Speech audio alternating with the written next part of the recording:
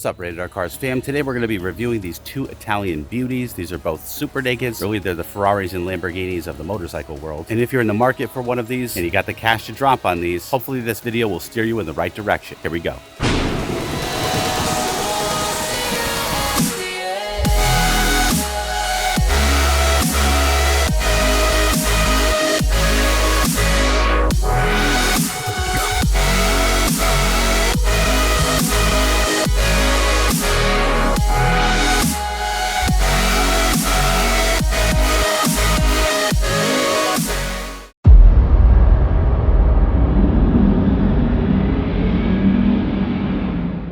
The Ducati Streetfighter V4S is a full Panigale track bike without fairings and with a more comfortable handlebar position, giving you the power to unleash Ducati's wrath on the streets. In stock form, the bike has Ducati's legendary 1100cc Desmo Sedici Stradale engine, pushing 208 horsepower and 90 pound-feet of torque with biplane wings, latest generation electronics, and Bosch 6-axis IMU working to keep it on the ground. With a curb weight of just 441 pounds, this bike is straight up frightening and is therefore only for the fearless. The price tag is also for the fearless at just under $28,000 US for the S model. The MV Agusta Brutale 1000 RS is a beautiful track-slaying machine, also refined for the street, with a screaming 998cc 4-stroke 4-cylinder engine pushing 208 horsepower and 85 pound-feet of torque, so just 5 less torque than the Streetfighter. The RS has the same engine as the more track-focused RR, but with a more comfortable riding position and better mid-range torque at the expense of an all-electronic suspension only available in the RR. The ride is tame up to 8,000 RPM on this engineering masterpiece, but after that, you better have a large sack of nuts weighing you down, because this power is not for liberals. The Brutale will cost you a brutal $27,000 US, or about $1,000 less than the better equipped Ducati, with the Streetfighter having Ducati Evo Öhlins event-based electronic suspension, and the Brutale having only manual adjustable suspension. But one thing is for sure, with either of these bikes, you're going to be happier than Joe Biden in an ice cream factory. No! I mean, seriously, why does this guy always have an ice cream cone in his hand? Okay, having owned both of these gorgeous bikes simultaneously, I'll share some of my thoughts so that you can make an informed decision before you drop your hard-earned golden nuggets. Besides handling, which both bikes do flawlessly, we're evaluating looks, power, comfort, performance, electronics, the need for mods, practicality, specialness, and overall coolness factor. Here we go.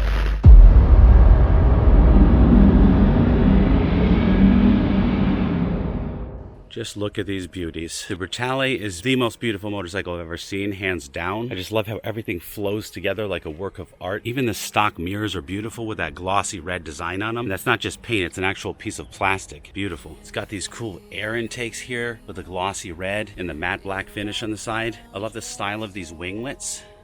Teardrop LED headlight shape, very unique, very beautiful, elegant. This here is just a passenger peg block-off kit. I have a video on that install if you want to see it. Probably the best mod and probably the only mod you will need for this motorcycle. The MV Agusta is ready to go. No need for an exhaust. The exhaust is already beautiful. Sounds awesomely aggressive. There's really no work that needs to be done to this bike unless you want to have some low-hanging mirrors. Everything else is ready to go on this bike.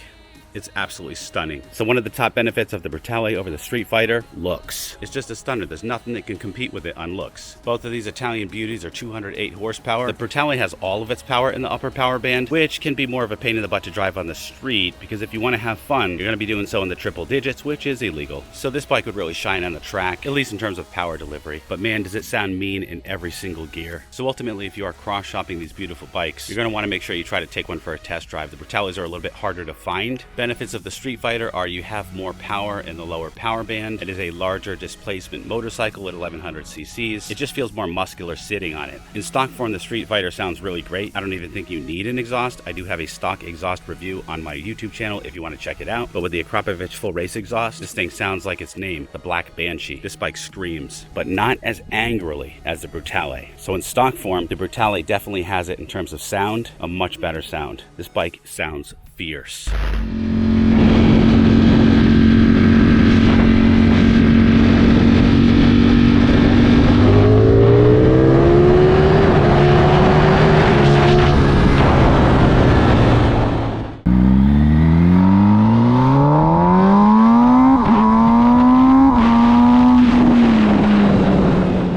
So So in stock form, looks, and sound, I'm going to go ahead and give it to the Brutale. The Streetfighter is a cool looking bike. The Brutale is just a work of art. It's beautiful. I could literally have this inside my house, just look at it all day long. In terms of performance, I'm going to give that to the Streetfighter. It's got more power across the power band, electronic suspension, all the different nannies. It's a very high-tech motorcycle. Both of these motorcycles are high-tech. 5 out of 5 stars for both for the technology. However, for the RS version of the Brutale, you don't have the electronic exhaust. For all-around usability, driving to work and whatnot, I'm going to give it to the Streetfighter just because it has that more usable power, whereas the Brutale takes a little bit longer to get off the line unless you're in the upper power band. Now, I do have a lot of mods on my Streetfighter, such as these Rizoma stealth mirrors here, so those are not stock. Just keep in mind, we got this carbon fiber setup down here with custom paint, exhaust custom painted, etc. So this is not a stock Streetfighter by any means. That's why I'm comparing both of these in stock form. In terms of just being an all-around special bike that you could take to shows, hands down, it's going to go to the Brutale. You're just going to have people flocking to you. They're going to hear that wicked exhaust, and they're going to surround this bike. It's going to be turning heads. Comfort, I'm going to give it to the Streetfighter by far. The seat just feels all around more comfortable. I just put 200 miles on it yesterday, and my butt was barely sore. In an ideal world, I'd really like to keep both of these bikes, but I just ordered a new Mustang. One of these has got to go. In terms of electronics, these bikes are pretty much equal. They have all the top electronics, all the nannies, wheelie control, stability control, traction control, launches, pretty much with the exception of the Streetfighter having that electronic suspension because this is the S version of it. So in terms of electronics, I am going to give it to the Streetfighter, which just narrowly edges out the Brutale. Let's just talk about coolness factor. Both of these are going to be equal. I mean, how can you deny it? They're just top-notch cool bikes. These are some of the coolest bikes I've ever seen. I do like the name Brutale better than Streetfighter, although both are cool names. Just Brutale,